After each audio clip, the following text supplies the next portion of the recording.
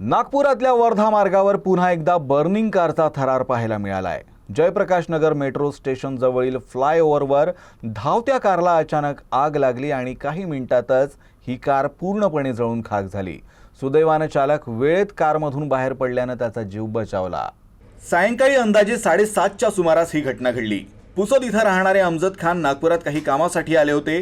ते परत पुसदला वर्धा मार्गाने निघाले होते। दरम्यान फ्लायओव्हरवर पोहोचताच त्यांना कारच्या बोनेटमधून धूर निघताना दिसला। त्यांनी तात्काळ कार रस्त्याच्या कडेला थांबवली। दुर्दैव हे की कारचे दरवाजे अचानक लॉक झाले। मोठ्या प्रयत्नांनंतर अमजद खान कसेबसे कारमधून बाहेर पडण्यात यशस्वी झाले। त्यानंतर काही क्षणातच कारने पेट घेतला आणि कार पूर्णपणे जळून खाक झाली। या घटनेमुळे रस्त्याच्या एका बाजूला वाहनांच्या लांबच लांब रांगा लागल्या होत्या। माहिती मिळताच अग्निशमन दलाच्या 2 गाड्या घटनास्थळी दाखल झाल्या आणि आग आटोक्यात आणली। मात्र तोपर्यंत कार पूर्णपणे जळून खाक झाली होती। प्राथमिक माहितीनुसार ही कार डिझेल इंजिनची होती आणि शॉर्ट सर्किटमुळे आग लागल्याचा अंदाज वर्तवला जातोय।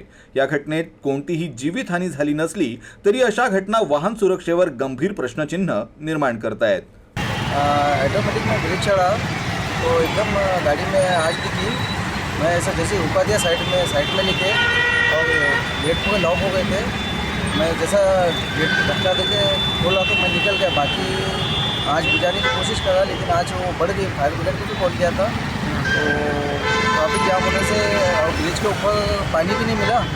उस वजह से मैं तो निकल गया लेकिन गाड़ी को आज पकड़ते पकड़ते एकदम ज़्यादा बढ़ गई।